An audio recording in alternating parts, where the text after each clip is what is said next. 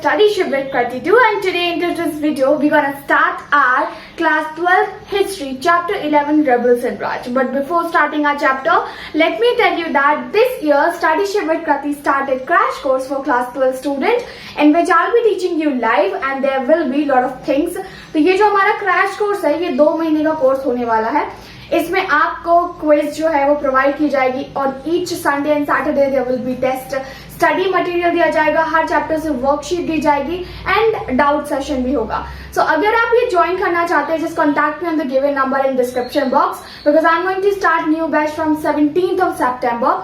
Beside this, there will be batch in each and every month. तो like अगर आप 17 सितंबर के बाद कांटेक्ट करते हैं, मेक श्योर एक बार जरूर पूछ लीजिएगा कि ये नेक्स्ट बैच जो है कब से स्टार्ट होना है.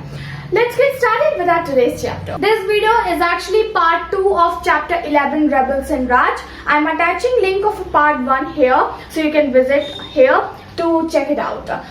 अभी तक हमने पढ़ा था कि जो इंडियन लीडर्स है, मतलब किस तरह से रिवॉल्यूशनरी जो है वो इमर्ज होते हैं, जो फ्रीडम फाइटर है वो इमर्ज होते हैं, और रेबल्स और जो फिरंगी राज है उसका एंड कैसे होता है. But things were not as it seems to be. We see that कि रेबल्स जो 1857 का रिवोल्ट हुआ था, तो ये रेबल्स चाहते क्या थे. पहला तो ये कि रेबल्स ने जो है रिवोल्ट किया था against each and everything that was commissioned with white people, like that was related to white people. अब ऐसा नहीं है कि अंग्रेज यहाँ पे आए, उन्होंने जो है शासन करना शुरू कर दिया. ऑफ कोर्स इंडियंस ने उनकी मदद की होगी, तो प्रिंसेस हो गए, उन्होंने अपने फायदे के लिए मदद की. बाद में उसका हर्जाना सारी कंट्री को भुगतना पड़ा तकरीबन 200 साल तक. So there were, actually you can say that there was revolt against each and everything that was related to white people. अब इसमें जमींदार भी शामिल है क्योंकि जमींदार जो है किसानों को काफी ज्यादा एक्सप्लॉइट किया करते थे. इसमें लैंडलॉर्ड्स भी शामिल हो जाते, इसमें जो है साहूकार भी आ जाता है. So like these all were the people जो ब्रिटिश के साथ थे, इनके खिलाफ भी ये रिवोल्ट था. तो अकेले हम ये नहीं कह सकते हैं कि this was all about white man, this was about exploitation. तो एक्सप्लॉइटेशन चाहे गोरों ने किया हो चाहे इंडियंस ने किया हो, बगावत दोनों के खिलाफ थी. प्रोपेगेट आइडियाज इन इश्तिहार and proclamation. This was the revolt जिसमें इश्तिहार निकाले गया, प्रोक्लेमेशन निकाला गया. एंड टू मेक श्योर ये जो प्रोक्लेमेशन निकाले जा रहे हैं इसमें सभी के लिए मैसेज हो. Suppose I am Hindu, then I have to make sure कि अगर मैं कोई इश्तिहार निकाल रही हूँ और उस वक्त मान लीजिए मैं AD 57 के दौरान थी, तो मुझे इश्तिहार कुछ ऐसे निकालने हैं कि जो मेरे मुस्लिम भाई बहन हैं ये इश्तिहार उनको भी एड्रेस करे. ऐसा नहीं हो कि केवल हिंदुओं को एड्रेस करे. So there was the idea behind this ishtihar and proclamation. Now see the next topic, which is 3.1, the version of unity. So actually I have to make it correct. ये था यहाँ पे vision of unity and मैंने यहाँ पे version लिख दिया. The vision of unity. First thing is this, Hindu मुस्लिम भाई चलो अब मिलकर लड़ाई लड़ें. यहाँ पे मैंने आपको कुछ हिंदी में सेंटेंसेस दिए हैं. देखिए मेरा एक आइडिया है. फॉर इंस्टेंस अगर मुझे कोई चैप्टर डिफिकल्ट लगता है, अदरवाइज मुझे पैरा बोरिंग लगता है, मैं उस पैरा को पूरा पढ़ के समझ के उसको एक हिंदी लाइन में कन्वर्ट कर देती हूँ. इनसे काइंड ऑफ स्लैंग क्रिएट करना. सो इससे क्या होता है कि अगर जब भी मैं उस चैप्टर को दोबारा पढ़ रही हूँ, there is one thing into my mind कि यार ये वाली लाइन तो है. और मैं लिटरली आज मैंने क्लास 12 किए हुए मुझे तकरीबन 2 साल हो गए हैं एंड मुझे सॉरी नॉट 2 साल, मैं इतनी भी सीनियर नहीं हूँ, 1 साल हुआ है. तो मुझे इसको पढ़ के ना सारा पैरा रिकॉल हो जाता है. अच्छा, this is what is given into this para. Let's see, you can actually use this trick अगर आपको कोई चैप्टर बोरिंग लगता है तो. Just write down songs, rap, whatever you want to do, but समझो उसको. हिंदू मुस्लिम भाई चलो अब मिलकर लड़े लड़ाई. So like vision of unity क्या था, यहाँ पे हिंदू अलग नहीं है, यहाँ पे मुस्लिम अलग नहीं है, एक्सप्लॉइटेशन दोनों का हो रहा है, तो भाई हम दोनों साथ में दोनों साथ में आएंगे और फिर ये ब्रिटिश के खिलाफ लड़ेंगे. This was the idea, this was the vision of a unity. So this was the first time you can say that कि हिंदू मुस्लिम साथ में आए थे और उन्होंने जो है अंग्रेजों के खिलाफ बगावत की थी. दूसरा क्या, अब अंग्रेजों को पता चल गया यार इनकी स्ट्रैटेजी क्या है. इनकी स्ट्रैटेजी मतलब इनकी जो पावर है ना, दैट इज इन यूनिटी. क्यों ना यूनिटी को ही खत्म कर दिया जाए. तो इन्होंने क्या किया, इन्होंने फूट डाली. फूट डालकर बंद करें लड़ाई। देयर इज वन एग्जाम्पल, और ये किस्सा है उसी दौरान का, लाइक 1857 का ही है, और डेट थोड़ी आसपास हो सकती है। सो द थिंग इज, अंग्रेज ने एक ब्रिटिश ऑफिसर ने 50,000 रुपए दिए थे एक इलाके में, टू जस्ट मेक श्योर कि कुछ ऐसा राइट क्रिएट किया जाए, क्योस क्रिएट किया जाए कि हिंदू और मुस्लिम में किसी ना किसी तरीके से फूट पड़ जाए। क्योंकि आपकी दुश्मन को अगर आपकी ताकत का अंदाजा हो जाओ, उनको ताकत का अंदाजा हो चुका था, that is Hindu and Muslim, तो क्यों ना इसी को तोड़ दो, और जब ये टूट जाएगी तो अपने आप जो है ये रिवोल्ट बंद हो जाएगा। So they try to do this but successful नहीं रहे। 3.2 is against the symbol of operation. Okay, so this was the revolt against, I mean to say this was the revolt against oppression. Disposed land holders, जो land holders थे वो हर जगह but गए थे और वो बर्बाद हो गए थे ऑलमोस्ट। ब्रिटिश जब राजा हुआ करते थे उस दौरान एक मनी लैंडर भी पावरफुल हुआ करता था, एक लैंड होल्डर भी पावरफुल हुआ करता था, एक मीडियम किसान भी पावरफुल हुआ करता था। उसकी खुद की आर्मी होती थी, कावलरी होते थे, हॉर्सेस होते थे, मिलिट्री पावर हुआ करती थी। राजा खुद उससे मदद किया करता था जब उसको जरूरत पड़ती थी। But British wants to make sure कि हमारे टाइम पे ऐसा ना हो। वी डोंट वांट कि हमसे ज्यादा आर्मी किसी के पास हो। वी डोंट वांट कि हमारे बराबर कोई जो है मिलिट्री पावर में हो। वी डोंट वांट कि हमारे अलावा किसी के पास किला हो। 2 is against the symbol of oppression. Disposed landholders, when there used to be a king before British, तो एक जमींदार भी अपने आप को सुरक्षित और पावरफुल महसूस करता था और होता था। उसके पास खुद की मिलिट्री होती थी, खुद की पावर हुआ करती थी। एक मिडिल क्लास फार्मर जो है वो भी काफी अच्छा खासा कमाता था। अच्छा इज लाइक पावरफुल। एंड जब अंग्रेज यहाँ पे आते हैं तो everything that was associated with फिरंगी just want to make sure कि हमारे अलावा यहाँ पे कोई पावरफुल ही ना रहे। अगर कोई पावरफुल नहीं रहेगा तो कोई सर उठा के हमारे खिलाफ बगावत करने की कोशिश ही नहीं करेगा। दूसरा ह्यूमर्स ने बहुत इंपॉर्टेंट रोल प्ले किया है। सोचो अगर लोगों के धन पे नहीं आती तो क्या आम लोग इस रेबल्स और इस रिवोल्ट से कनेक्ट हो पाते? Of course not. प्रोक्लेमेशंस ने बहुत ही इंपॉर्टेंट रोल प्ले किया, क्योंकि प्रोक्लेमेशंस में ही तो ये दिया गया था कि हिंदू भाई मुस्लिम भाई साथ में आओ। अंग्रेज एक्चुअली हमें जो है और इंडिया में क्रिश्चियनिटी लाना चाहते हैं। तो अगर वो चीज नहीं हुई होती तो आई थिंक रिवोल्ट इस कंडीशन पे नहीं पहुंच पाता और आम लोग इससे कनेक्ट नहीं हो पाते। Rebels against all oppressors, this revolt was against everyone, like everyone that was associated with फिरंगी। इसमें जो है जैसे कि हम पहले ही बात कर चुके, जमींदार, लैंड होल्डर्स, मतलब सब आते हैं जिन्होंने भी अंग्रेजों का साथ दिया उस दौरान। अब यहाँ पे एक टॉपिक है जो मैंने मिस कर दिया and I would like to highlight it, the alternative centre of power, sorry alternative centre of power, या this is the topic. 3.3 the alternative centres of power. यहाँ पे क्या हुआ, जब यहाँ पे ब्रिटानी साम्राज्य की कमर तोड़ दी, देन अब कुछ तो इंश्योर करना था। For instance we can say that कि मान लीजिए उस वक्त कहीं पे लूटपाट हो रही थी और जो वैलिड नहीं थी और रेबल नहीं कर रहे थे, तो जस्टिस कौन दिलाएगा? क्योंकि हम ब्रिटिश के कोर्ट तो जा नहीं सकते कि भाई देखिए हमारे साथ ये हुआ है, हम तो उनका बहिष्कार कर रहे हैं। तो उस दौरान जो है एक अल्टरनेटिव पावर बनाई जाती है और एक अल्टरनेटिव ऑप्शन रखा गया। कंडीशन अगर हम मेरठ में, लखनऊ में, दिल्ली में देखेंगे तो काफी खराब थी और यहाँ पे सबसे ज्यादा बगावत हुई थी। तो यहाँ पे रेबल्स ने एक टेम्पररी सिस्टम बना लिया था। 3.3 the alternative centres of power. अब ब्रिटानी साम्राज्य की तो रेबल ने कमर तोड़ दी थी और ये कुछ दौरान चला, लाइक 2 साल तक चला। बट द थिंग इज, उस दौरान क्या किया जाए अगर किसी इंसान के घर में लूटपाट हो जाती है या फिर किसी को न्याय चाहिए? हमने तो ब्रिटिश कोर्ट का बहिष्कार किया है, तो फिर कैसे जा सकते हैं?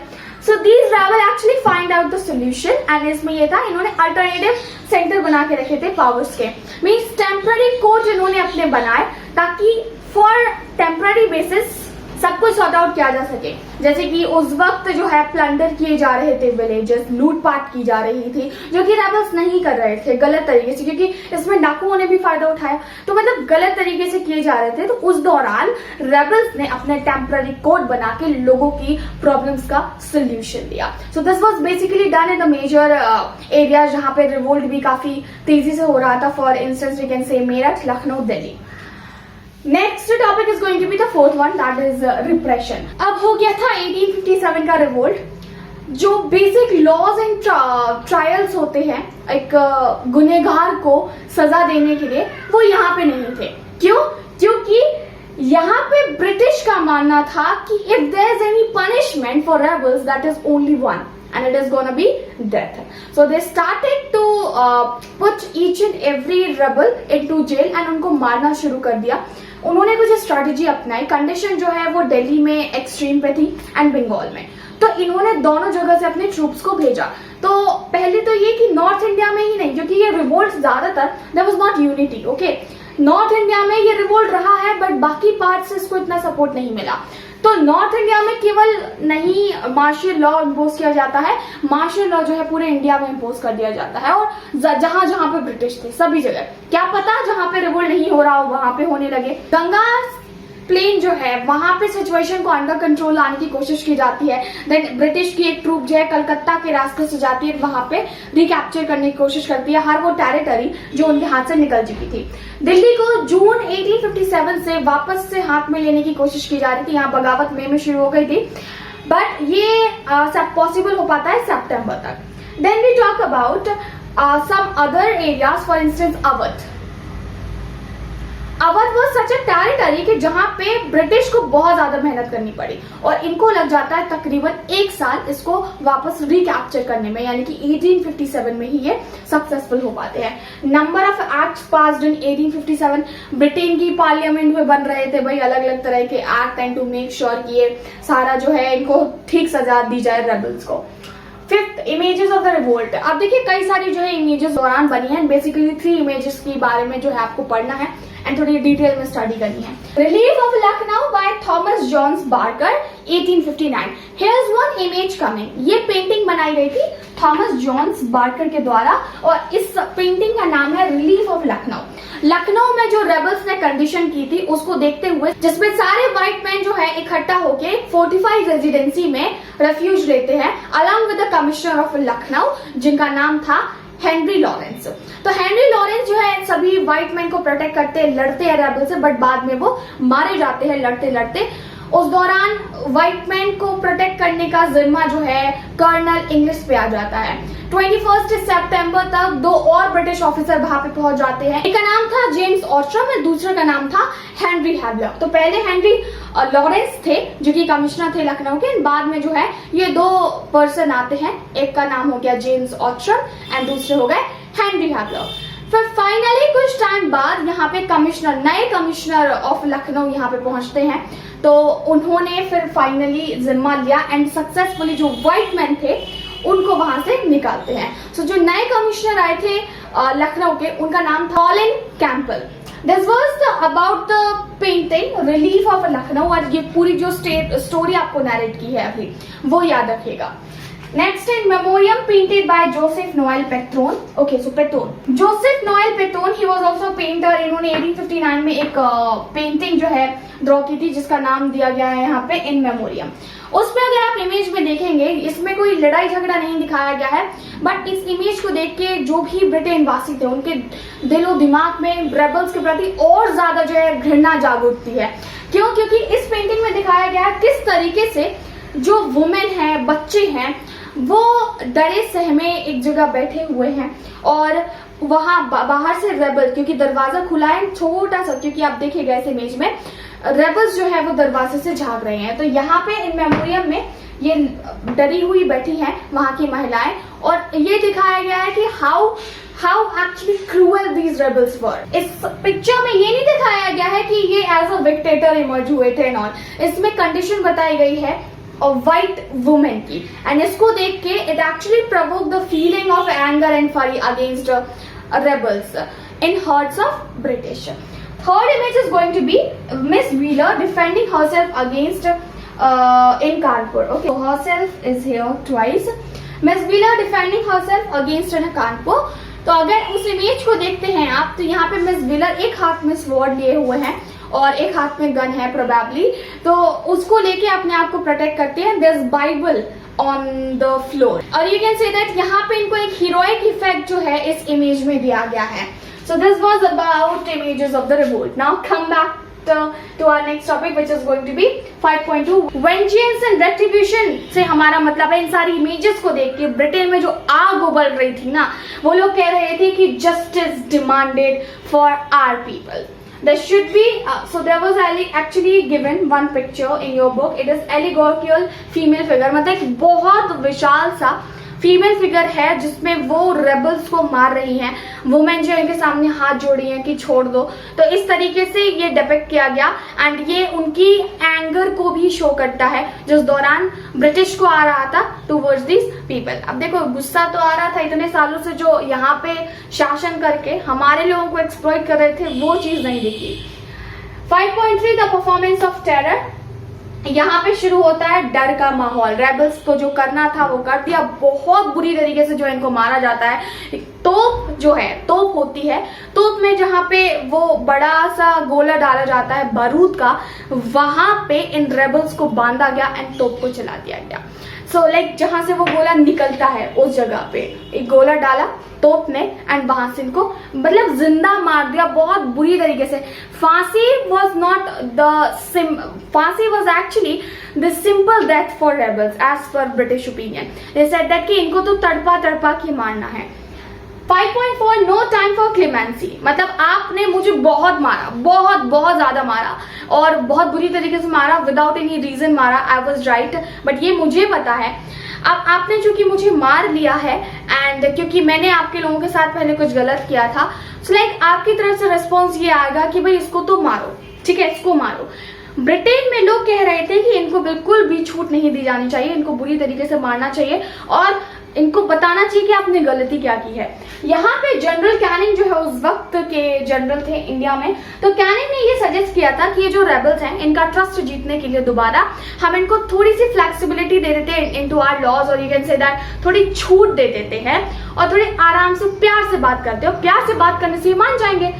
बट ब्रिटेन के जो सिटीजन थे उनका मतलब मानना ये था कि वाई दिस इज सो. इन्होंने हमारे लोगों को मारा है, इतनी बुरी तरीके से मारा है एंड यू आर सेइंग कि इनको बड़े प्यार से समझाओ बुझाओ. So there is one image given into your book जिसमें एक रेबल है, उसको यहाँ पे पट्टी बांध दी गई है, हाथ से खून निकल रहा है, एक हाथ में डैगर है और वो ऐसा है छोटा सा उसको दिखाया गया है रेबल को. यहाँ पे लॉर्ड कैनिंग बैठे हुए हैं, उसके सर पे हाथ रख के उसको सहला रहे हैं. तो वही बात हुई, आपने मुझे मारा पीटा एंड बाद में आप मुझे सहलाने लगे.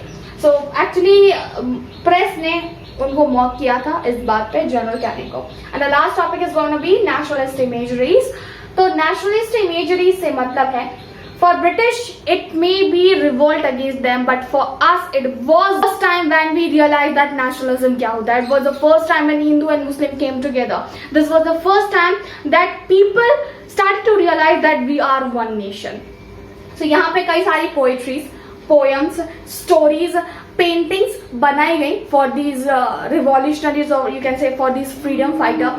Subhadra Kumari Chauhan, she is one of the famous poetess. उन्होंने एक कविता लिखी झांसी की रानी के ऊपर, झांसी की रानी के ऊपर एंड इट इज बुंदेले की हर बोलो मुंह हमने सुनी कहानी थी, खूब लड़ी मर्दानी वह तो झांसी वाली रानी थी. So this is actually one of the poem given. इस ऐसी कई सारी पोएम जो है और उनको एज अ हीरोइक फिगर बताया गया because for us they are hero. उन्होंने हमारे लिए लड़ाई की है, हमें आजाद भारत जो है आज दिया है, वो इनकी वजह से हुआ है कि इन्होंने कुर्बानी दी. Then we are living in to this country.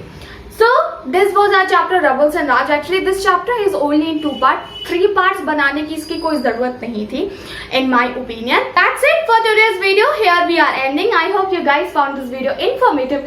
If so, then do let me know in comment section. Hit the like button, share this video with others, and yes, as I said that I'll be starting crash course for class 12 history and political science students. So अगर आप interested हैं, just contact me on the given number in description box. मिलेंगे हमारे अगले video में फिर किसी नए चैप्टर के साथ. Thanks for watching this.